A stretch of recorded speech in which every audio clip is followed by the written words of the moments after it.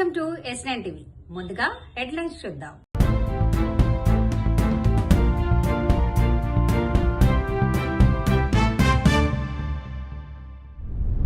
ప్రజారోగ్య బుక్ విడుదల. అందరూ నేటిని ఆదా చేయాలి.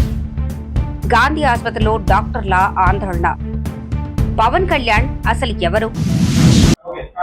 నేను డాక్టర్ నీలం మెయ్యి Ramanareddy, orthopaedic surgeon. Last 10 years నుంచి స్టార్ హాస్పిటల్లో ప్రాక్టీస్ చేస్తున్నాను and knee replacement procedures last 25 years నుంచి చేస్తున్నాము. సో ఈ లాస్ట్ 25 yearsలో ఆర్థోపెడిక్స్లో చేంజెస్ వచ్చినాయి, పేషెంట్ ప్రొఫైల్లో చేంజెస్ వచ్చినాయి, patient characteristics, wait, deformities, age అన్నీ చేంజ్ వచ్చినాయి. సో ఈ లాస్ట్ 25 yearsలో నా ప్రాక్టీస్ గురించి ఏం చూస్తున్నాం, పేషెంట్స్ ఎట్లా వాళ్ళు మేనేజ్ చేసుకోవచ్చు, వాళ్ళ ఆరోగ్యంగా ఎట్లా ఉండొచ్చు. సో ఈ బుక్ మనం రాసిండేది నీ రీప్లేస్మెంట్ గురించి కాదు, ఇది ఆర్థరైటిస్ గురించి, మోకాళ్ళ అరుగుదల గురించి, హిప్ అరుగుదల గురించి, షోల్డర్ అరుగుదల గురించి. ఈ అరుగుదల స్టార్ట్ అయినప్పుడు మనం ఎట్లుండాలా, ఏమేం చేయాలా, ఎప్పుడు డాక్టర్ని పోయి కలవాలా, ఏ స్టేజ్లో మనం ఆపరేషన్కు రావచ్చు, అండ్ ఆపరేషన్ రాకోకుండా ఎట్లా ప్రివెంటివ్ స్టెప్స్ మనం తీసుకోవచ్చు. అంటే simple things like weight management, doing exercise. చాలా డిఫరెన్సెస్ వస్తాయి. చాలామంది అనుకుంటారు మోకాళ్ళ నొప్పులు వచ్చిన తర్వాత ఎక్సర్సైజ్ చేయకూడదు, ఏమీ చేయకూడదు, రెస్ట్ ఇవ్వాలా, కూర్చోవాలా. దాంతో నష్టం చాలా ఎక్కువ అవుతుంది, మన కండరాలు వీక్ అయిపోతాయి. ఎలాంటి ఎక్సర్సైజ్ చేయవచ్చు, వెయిట్ మేనేజ్ చేసేది ఎట్లా, డయట్ ఎట్లా ఉండాలి, మనకు వెయిట్ కంట్రోల్ చాలా important. Compare to 15 years back మన ఇండియన్ పాపులేషన్ ఇప్పుడు weight everyone is increasing. That is primarily because మన యాక్టివిటీ తక్కువ అవుతున్నది, ఎక్సర్సైజెస్ తక్కువ అవుతున్నాయి అండ్ వెయిట్ ఆల్సో పెరుగుతున్నది. వెయిట్ పెరిగింటే ప్రైమరీలీ మన డయట్ అండ్ లైఫ్ స్టైల్తోనే, అన్హెల్తీ ఫుడ్, అన్హెల్తీ హ్యాబిట్స్ దానితోనే అవుతున్నది. సో ఇవన్నీ చూస్తే ఇప్పుడు మన పాతకాలంలో మన పేరెంట్స్, గ్రాండ్ పేరెంట్స్ అంతా వెయిట్ తక్కువ ఉండేవాళ్ళు, ఇంట్లో పనులు చేసుకుంటే అయితే డయట్ కేర్ఫుల్గా హోమ్ ఫుడ్ తినేది. ఇప్పుడు మనం బయట ఫుడ్ ఎక్కువ తిని అన్హెల్తీ ఫుడ్ తింటూ మన డయట్ అంతా చాలా డ్యామేజ్ అవుతున్నది, హెల్త్ డ్యామేజ్ అవుతున్నది. సో ఈ బుక్లో మనం రాసిండేది మన మోకాళ్ళ అరుగుదల, ఆర్థోపెడిక్స్ లాస్ట్ 15-20-25 years ఎక్స్పీరియన్స్ గురించి. దాన్ని మనం ఎట్లా మేనేజ్ చేసుకోవాలా, ఎట్లా ప్రివెంట్ చేయాలా ప్యూర్, అండ్ సర్జరీ అవసరం పడినప్పుడు ఎట్లా చేయాలా. ఇప్పుడు నేను రోబోటిక్ సర్జరీస్ లాస్ట్ 4-5 years నుంచి చేస్తున్నాము, నార్మల్ సర్జరీస్ గత 25 years నుంచి చేస్తున్నాను. There is obviously changes, implants మారినాయి, టెక్నిక్స్ మారినాయి. 2014లో నేను ఫాస్ట్ ట్రాక్ సర్జరీ చేసినాము, అంటే ఎర్లీ రీహాబిలిటేషన్ ఫర్ పేషెంట్స్. 2018లో ఏరాస్ అని ఇంకో టెక్నాలజీ సర్జరీ చేసినాము. 22 నుంచి రోబోటిక్స్ చేస్తున్నాము. సో ఆబ్వియస్లీ ముందు నుంచి ఇప్పటికి వరకు చాలా డిఫరెన్సెస్ వచ్చినాయి. రోబోటిక్ సర్జరీతో అక్యురసీ బెటర్ ఉంది, పేషెంట్స్కి వాళ్ళు మూమెంట్స్, వాళ్ళ సొంతం ఫీలింగ్స్, స్టెబిలిటీ అవన్నీ రోబోటిక్తో బెటర్ ఉంటుంది. మనం ఆన్లైన్ చూస్తే రోబోటిక్తో ఇన్సెషన్ తక్కువ ఉంటుంది, పెయిన్ తక్కువ ఉంటుంది అని చూస్తాం, కానీ those are slight possibilities. Incision 2 సర్జరీస్కి సేమ్ ఉంటాయి, రోబోటిక్ ఆల్సో మనమే డాక్టర్గా మనమే చేయాలి. బట్ పేషెంట్స్కి స్టెబిలిటీ బెటర్ ఉంటుంది, మూమెంట్స్ బెటర్ ఉంటాయి, అండ్ లోపల మనం కండరాలు చాలా తక్కువ డ్యామేజ్ చేస్తాం రోబోటిక్ చేసేటప్పుడు. బికాజ్ దాని లిగమెంట్స్ మనం రోబోటిక్ ద్వారా దాన్ని అడ్జస్ట్ చేసేసి ఇంప్లాంట్ మనం కరెక్ట్ పొజిషన్లో వేస్తాం. సో ఇవన్నీ మన బుక్లో ఎక్స్ప్లెయిన్ చేస్తూ ప్రివెంటివ్ స్టెప్స్ అని చెప్పినామండి. Cost is free for download అండి, స్టార్ హాస్పిటల్ వెబ్సైట్లో ఉంటుంది. It is just an awareness book, it's not a long book but pictorial and all that. So అందరికీ అర్థమయ్యేది, అట్లా సింపుల్ లాంగ్వేజ్లో ఉంది, అందరికీ అర్థమవుతుంది. అందరూ వచ్చేది అన్ని స్టేజెస్లో వస్తారు, but we select a patient whose a stage 4 arthritis, late స్టేజ్లో. సో ఇప్పుడు 15 years బ్యాక్ అంతా 60-70 ఏళ్లలో వచ్చేది, ఇప్పుడంతా 50 ఏళ్ళకే సేమ్ థింగ్ ఎఫెక్ట్ అవుతున్నది. మీరు చూస్తున్నారు అన్ని ప్రాబ్లమ్స్, కార్డియాక్ ప్రాబ్లమ్స్ ఏం చూసినా కానీ 20 years బ్యాక్ ఓల్డర్ ఏజ్లో ఉంటే ఇప్పుడంతా యంగర్ ఏజ్లో అన్ని ప్రాబ్లమ్స్ వస్తున్నాయి. ఇవన్నీ మన లైఫ్ స్టైల్, హెల్త్, డయట్తో అవన్నీ ఉన్నాయి. ఇవన్నీ ఈజీలీ అరౌండ్ 20-25 years ఉంటుంది. అంటే కొంతమంది 30 ఏళ్ళు అంటే అవన్నీ నేను నమ్మను, అది ఏదైనా మనం ఉండే చెప్పాలా. 20 years is by and large. So last 25 years నుంచి చేస్తున్నాము. We can easily say this a 95% success rate at 20 years. అంటే 100 మందికి ఆపరేట్ చేస్తే 95% మంది 20 ఏళ్లలో బాగుంటారు. స్లోగా దాని తర్వాత ఫెయిల్ అవుతుంది. బట్ ఆబ్వియస్లీ ఆ ఏజ్లో చేసినప్పుడు స్లోగా ఇంకా వర్సన్ అయితే అప్పుడు మళ్ళీ చేయవచ్చు, నీ రీప్లేస్మెంట్స్ మళ్ళీ చేసుకోవచ్చు, ఫెయిల్ అయినా కానీ మళ్ళీ ఇంకొకసారి చేయవచ్చు.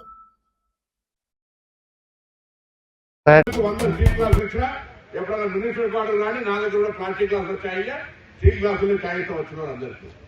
ఆ విధంగా నేను వాడుతూ, నేను దాన్ని ఉపయోగిస్తూ ప్లాస్టిక్ నిషేధించాలి. ఎందుకంటే చాలా మంది క్యాన్సర్ పేషెంట్లు, డయాలసిస్ పేషెంట్లు అయితే ఉన్నారు. ఇది ఒక సోషల్ రెస్పాన్సిబిలిటీ. అనేటువంటి బాధ్యతను గుర్తు చేయడానికి ఇటువంటి కార్యక్రమాలు తీసుకుంటాం. ఇది రోజువారీ చర్య, దినచర్య, మనం మన జీవితంలో భాగస్వామ్యం చేసుకోవాలి. ఇదేదో కలెక్టర్ గారు చెప్పిండ్రు, ఎమ్మెల్యే గారు చెప్పారు, జిహెచ్ఎస్సీ కమిషనర్ చెప్పిండ్రు, మంత్రి చెప్పిండ్రు కాదు. ఇది ఒక సోషల్ రెస్పాన్సిబిలిటీ, సామాజిక బాధ్యత. మనందరం మొక్కలు నాటాలి. గ్రౌండ్ వాటర్, మన వర్షపు నీళ్ళను గ్రౌండ్ వాటర్ గా మార్చుకోవాలి. ప్లాస్టిక్ ను వాడద్దు అనేటువంటి ఒక స్లోగన్ తోటి రేవంత్ రెడ్డి గారి నాయకత్వంలో ఈ ప్రభుత్వం కూడా అనేకమైనటువంటి కార్యాచరణ తీసుకుంటుంది. రాబోయే కాలంలో హైదరాబాద్ ఉన్న ప్రతి ఒక్కరు కూడా అటు అటవీ శాఖ, రెవెన్యూ శాఖ, మున్సిపల్ శాఖలతో అన్ని శాఖలు సమన్వయంగా మరి కార్యాచరణ తీసుకుంటోంది. అందరం కలిసి భవిష్యత్ తరాలను వేయించడం అంటే మరి ఎవరి కుటుంబాలలో వాళ్ళ ఉన్నటువంటి ఆస్తిని పిల్లలకు ఇవ్వచ్చు. సమాజానికి ఏమించడం అంటే సమాజం లోపల నా వంతు బాధ్యతగా కాలుష్యాన్ని నివారించడానికి, ప్రకృతిని కాపాడడానికి, గ్రౌండ్ వాటర్ సేవ్ చేయడానికి నేను పని చేసినాన్ని తృప్తి పడేటువంటి, మన మానసిక తృప్తి కంటే మించినటువంటి విమల్ లేదు. ఆ తృప్తి పడేటువంటి కార్యాచరణ లోపల మీరందరూ భాగస్వాములు కావాలని ప్రభుత్వం పక్షాన కోరుతూ మీ అందరికీ మరొకసారి ప్రపంచ ఎవరికి ఏంది అర్థం కావట్లేదు. జివో 38ను పూర్తిగా అమలు చేయాలని మేము కోరుతున్నాం. లైన్ టు లైన్ దాంట్లో ఏం మెన్షన్ చేశారో అన్నీ అమలు చేయాలి. ఎవరో పోయి కంప్లైంట్లు ఇస్తే అదెందుకు ఇదెందుకు అన్నప్పుడు జివో ఎందుకండి ఇంకా. సో అదొకటి. తర్వాత అరేంజింగ్ వేకెన్సీస్, రిక్వెస్ట్ ట్రాన్స్ఫర్స్ పెట్టినప్పుడు అరేంజింగ్ వేకెన్సీస్ వస్తాయి. ఆ అరేంజింగ్ వేకెన్సీస్ని చూపట్లేదు కంపల్సరీ ట్రాన్స్ఫర్స్ వాళ్ళు. అది ఖచ్చితంగా చూపాలని కోరుతుంది. తర్వాత సూపర్ స్పెషాలిటీ సేవలు మనకు గాంధీ ఉస్మానియాలోనే ఉంటాయి. ఇక్కడ ఆ సేవలు అందించే వైద్యులను బయటికి పంపిస్తే అక్కడ పని ఉండదు, ఇక్కడ పని కోల్పోతారు. పేషెంట్లకి, పీజీలకు, అందరికీ కూడా ఇక్కడ చాలా నష్టం జరుగుతుంది. అందుకే సూపర్ స్పెషాలిటీ వాళ్ళను ఇక్కడ ఉన్న వేకెన్సీస్ ఫిల్ చేయండి, లేకుంటే బయట నుంచి వచ్చే వాళ్ళు ఉంటే ఇక్కడ వాళ్ళని తీయండి అని చెప్తున్నారు. తర్వాత ఇంకొకటి మా వినతి ఏంటంటే, హెల్త్కి సంబంధించిన విషయాలలో రికగ్నైజ్డ్ అసోసియేషన్ అయిన టీజీజీడీఏను ఇన్వాల్వ్ చేయట్లేదు గవర్నమెంటు. ఎస్పెషల్లీ మీకు తెలుసు ఎంప్లాయీ హెల్త్ కార్డ్స్ అని వచ్చాయి ఈ మధ్య, అది హెల్త్ రిలేటెడ్. దాంట్లో కూడా రికగ్నైజ్డ్ టీజీజీడీఏను ఎటువంటి అంటే పిలవడం కానీ, అభిప్రాయాలు తెలుసుకోవడం కానీ, డిస్కస్ చేయడం ఏమీ చేయలేదు. తర్వాత ఎంప్లాయీస్ని కూడా ఎవరిని అడగకుండా, కన్సర్న్ తీసుకోకుండా ఒక డిఏ కట్ చేసేసారు, అంటే దాని ప్రీమియం కోసం. సో ఇవన్నీ కూడా మేము వ్యతిరేకిస్తున్నాం. అలాగే ఏజ్ హైక్ అని ఒకటి రూమర్ వస్తుంది, దాన్ని కూడా మేము వ్యతిరేకిస్తున్నాం. ఆల్రెడీ 65 చేశారు, దాన్ని 68 చేస్తారని చెప్పేసి రూమర్స్ వస్తున్నాయి. దాన్ని ఖచ్చితంగా వ్యతిరేకిస్తాం. ఇన్ కేసు జివో వస్తే మాత్రం. Thank you. ఇవాళ వారం రోజుల నుంచి జరుగుతున్న సంఘటనలు చూస్తూ ఉన్నారు. తెలంగాణ తెలుగుదేశం పార్టీ అధ్యక్షుడు బద్దరి నరసింహులేమో తెలంగాణ అనే పదం డిక్షనరీలో లేదు అంటాడు. అంత మాట అన్నా రేవంత్ రెడ్డి సపోర్ట్ చేయడు, బండి సంజయ్ సపోర్ట్ చేయడు, కిషన్ రెడ్డి సపోర్ట్ చేయడు. అంటే ఏమర్థం? తెలంగాణ ఉనికి లేకున్నా సరే మేమందరం మాత్రం కలిసి ఉండాలని వాళ్ళు ప్లాన్ చేస్తూ ఉన్నారు. ఇవాళ పవన్ కళ్యాణ్ అనే వ్యక్తి, ఆయన ఏమేమంటున్నాడో మీ అందరు చూస్తూ ఉన్నారు. ఆయన ఎవరు అసలు?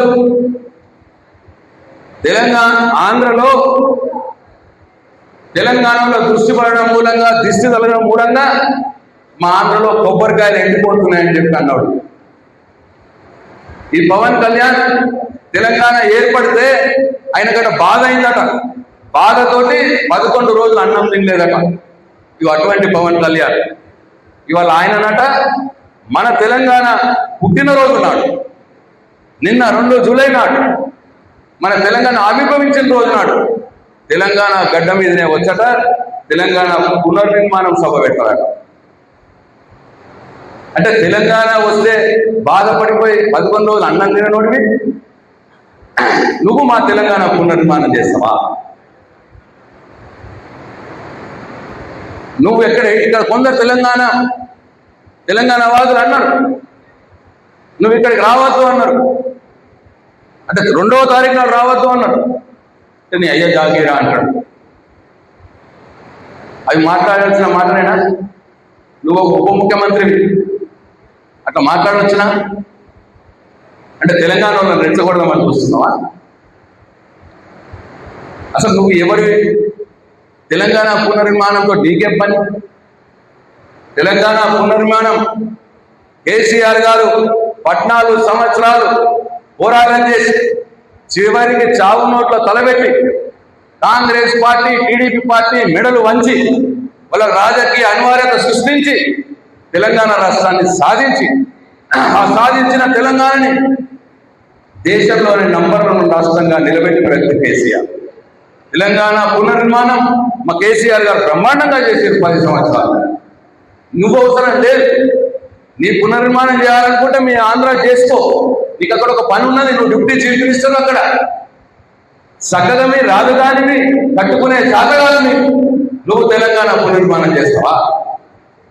నువ్వు మీ ముఖ్యమంత్రి 5 సంవత్సరాలు ముఖ్యమంత్రిగా ఉండే ఇంతకుముందు మీ ఆంధ్రాకు రాజధాని కూడా కట్టుకోలేకపోయారు, సెక్రటరియట్ కూడా కట్టుకోలేకపోయారు. ఆ పని చూసుకో.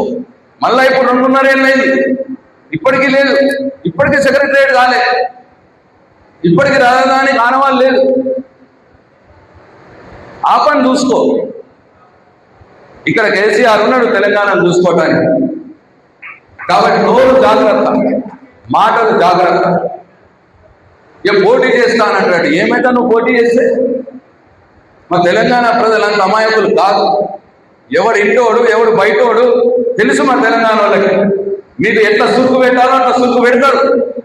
నువ్వు పోటీ చేస్తే మాకు మీద పోయేది లేదు. నువ్వు ఎందుకు చేస్తూనే ఉన్నావు? 2023 ఎన్నికల్లో నువ్వు పోటీ చేసావు. 2018 వాళ్ళ నీ ముఖ్యమంత్రి ఎవరైతున్నారో చంద్రబాబు నాయుడు పోటీ చేసింది తెలంగాణలో.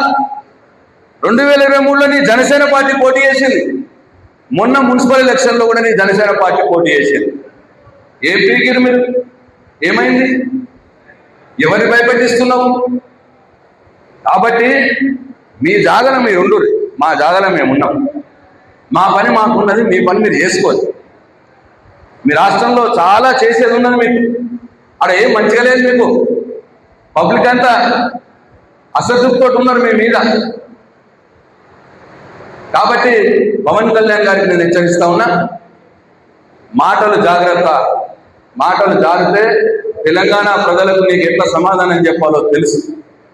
తెలంగాణ ప్రజలు పుట్టిన కాడి నుంచి ఉద్యమకారులే. ఏ తెలంగాణ బిడ్డను అడిగినా ఉద్యమకారులే. చాలా చాలా చూసినాం నీలాంటి వాళ్ళని. మస్తు మంది వచ్చిర్రు, మస్తు మంది పోయిర్రు. దాంట్లో నువ్వు ఒకటి వైపు తప్పిస్తే పవన్ కళ్యాణ్ మాటలు జాగ్రత్త అని చెప్పి నీకు హెచ్చరిస్తా ఉన్నాను. ఇంతటితో వార్తలు సమాప్తం. మరిన్ని అప్డేట్స్ కోసం చూస్తూనే ఉండండి S9 TV న్యూస్.